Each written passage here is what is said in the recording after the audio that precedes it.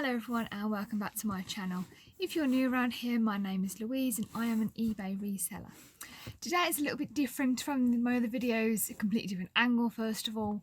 But in this video I'm going to show you how I do my photos. Those of you who have been doing reselling for a little while might find this not so useful because you've already been doing your photographs for a while already.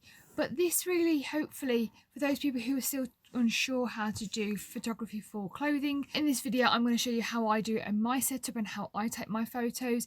This might be slightly different to how you want to do it. You might not have a mannequin or you might have a different setup. This is all completely up to you, but I'm going to show you how I do it and how I'm going to go about it. I'm going to be talking about how I take my photos in my setup here. If you haven't seen my video already about how I do my measurements, then please go check out that video. I'll put a link to that video at the top here to show you how I do my measurements, and that's where I talk about what this is particularly on my wall over here. So I'm going to show you how I do a couple of different items. I'm going to show you how I take my photos of dresses, which same thing applies to with the tops. How I take photos of jeans and how I take photos of men's shirts as well. So I'm going to show you how I do that with my setup here. It's going to be a really quick video about how I do it. If there's any questions that you have, please do leave them in the comments below and I'll be happy to answer them as well. So the first thing that I personally do is I take the item that I'm going to be taking a photo of, and I still always keep the labels on. I don't take the labels off until I am going to list them. That way then I know what I've listed and what I haven't listed. Obviously if it still has the label on, then I know that I haven't listed it yet. The first thing that I will do is I will cut off that label. Once the label is gone, then it's time to put it actually on the mannequin.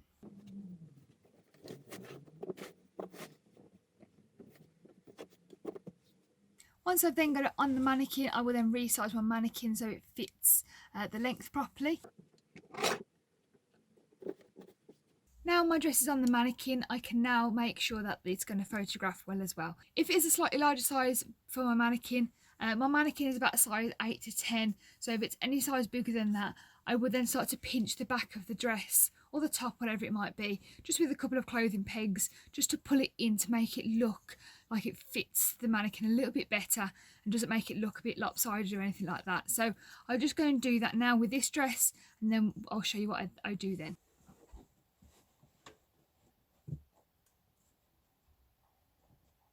Just by pulling in the waist a little bit there, it just shows exactly how the dress is supposed to look. Just because it doesn't fit my mannequin properly, because it's, as I say, it's a size 8 to 10, some of them vary, doesn't mean that that's not how the dress should look. Because if it's a size 12, 14 that doesn't fit my mannequin, doesn't mean that I've got to show it how it's just sort of hung up, because it might not hang properly on a hanger.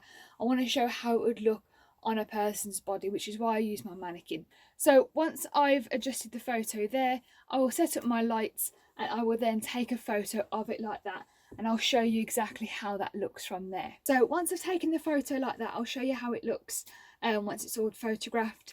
Then I will twist the dress round and I will peg it again at the front of the dress this time, so it will pull it in, and then I'll photograph that.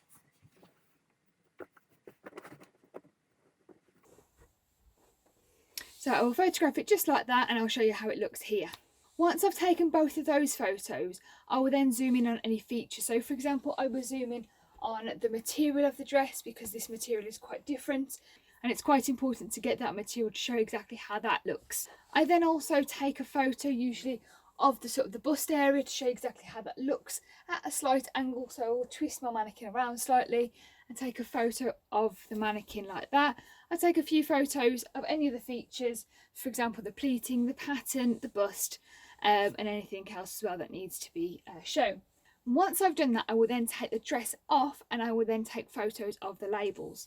So I take the dress off and then I lay against my backdrop, and I will then take a photo of the actual label of the dress. I will then turn it inside out and I will take a photo of then the care label as well. So I'll find the care label on the inside of the dress, and then I will take a photo of the care label, make sure that I've taken a photo of what material it is and also the actual washing instructions on there as well. So I've got both of those. That also does help when I'm listing and you look in the item specifics, and it does say on there to say what material is it, and also the garment care of it, you've already taken the photos of the care label, so they're two easy ones that you can already fill in, which is really, really useful. So by taking my photos like this, as I mentioned in my previous video, I have my length measurements in the photo, so I'm able to see what the length is of that dress, sort of where it starts and where it ends, and then I'll be able to explain that in my description. So for a pair of jeans, I do it slightly different. The first photo that I take is of the jeans folded up, to show the back pocket and the label. So I can show the back pocket and I can show the label that's at the back, that's usually there, and I can see here in this case that it's a diesel pair of jeans.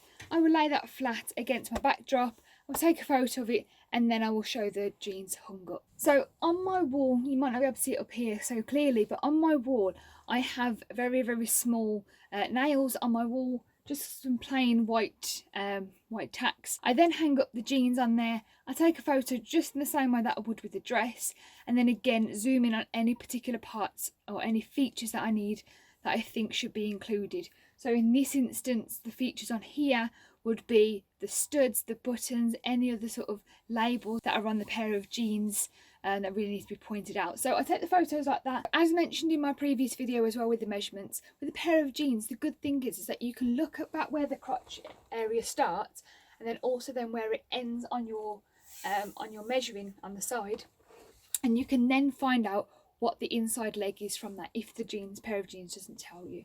So I've taken my photo like that. I will then also flip it around, take a photo of the jeans like that, and then I will then, as I say, take any other further photos of any other features, for example the brown patch at the top, and any then inside labels as well. So I'll take a close-up of this bit specifically. I'll take then a photo of the label inside, and then any other care labels that are also inside of here. And then finally for men's shirts, what I do, again, the first photo that I take is that I will fold up the shirt, and I will make sure that any logos that are on the chest, I will fold it so you can see it. I will do up all the buttons and make it look very, very smart, lay it down flat on my backdrop, and then I will then take a photo of it like that, and then again hang it up on here, and then take photos of it like that. So again, I'll hang it up, I'll take photos of it like that, I'll flip it over again and I'll take photos of it like that, and again any other key features, if it's got a double cuff, if it's got a particular type of collar, if it's got the logo on it somewhere else, then I'll take photos, I'll zoom in of those, I'll take photos of those, and then obviously I'll upload them to that. Then once I've done that, and again I will then take the shirt off, and then I will take a photo of the actual label of the brand itself, and then I will then do the care label again, and in this case the material is on this side, and then the actual care instructions for the washing instructions are on the other side. So I'll take both sides of those photos, and so that is it. So that is how I do my photography. Now you can see here, well, first of all, you can see how small my area is that I've got. I've literally got my photography area here and my storage unit here, and that's literally all I have. I do have this is my desk here. I do have a couple more drawers under this desk and a couple of boxes above here, but that is literally, I literally have 2 boxes up there, 4 drawers down there, and that is literally all I have. But I have tried to work with the space that I have to be able to do what it is that I want to do. So if you only have a small area, you can easily get this set up and get it started. There's no excuse for you to say, I can't get it done, I've only got a small amount of space. This is literally all I have. It's not even as tall as me, it's from side to side. So you have no excuse for doing what it is that you would want to do with this. I have mentioned this in my first video, but the backdrop that I'm using here and also on this this cabinet here, they are just fleece blankets. They are just plain white fleece blankets. I think I bought them from TK Maxx for about £15 each, and I use them. I then pin it up on my ceiling at the top. These two under here are actually 2 bedside cabinets that I don't use anymore. They've just got bits and bobs in, so that just holds some things, and it holds up a mannequin. This I have mentioned in my previous video, and I will also put another link to it in the description on this video. For my lighting, I use a ring light, which I'm currently using now, but I'll show you here of the one that I bought. It's absolutely fantastic. I bought it a good couple of months ago, and I've had no issues with it whatsoever. It makes my room, my dark, even though the lights are on in here, it still looks quite dark. It makes my room much brighter and my photography much better with this little ring light. Because I've got not a lot of room, I can't have these big massive lights, I can't have this big fancy studio. I've got a small little room, small little lights. I use my phone to take all of my photos. I don't have any other camera, I just use my phone, and then I will then take the photos of it like that. Once I've taken the photos of all of my clothes, I then pop them into a poly bag like this. Just a small little poly bag, depending on the item. It has all the warning signs on it as well, 2 holes, and has all the actual necessary symbols on it for anti-suffocation.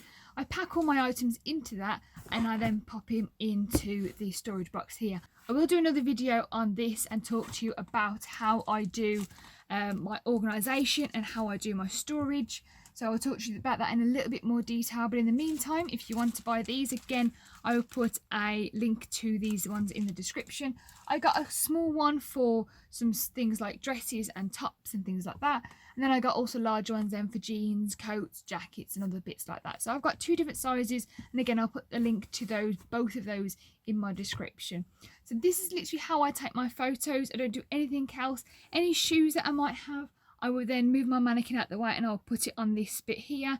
Anything else that I might buy that's not clothes, which is quite rare for me, again, I'll move my mannequin out the way and I'll pop it onto here and I'll take photos of it like that. If there's any other questions that you have, or you want me to do a separate video on something really specific, like you really don't know how to take photos of shoes, or really specifically about dresses or anything like that that you want me to do, please do let me know in the comments below, and I'm happy to do another video on that specifically, make it a little bit more separate for an item of clothing if that is what you need. If this video was useful to you, please do give it a thumbs up and do subscribe to my channel if you haven't already. Hoping to get the next video out about my organisation pretty soon, so please do look out for that. To be notified of that, please click on the little bell next to the subscription button and you will be notified then of my next video. So thank you very much for watching as always, and I will see you soon.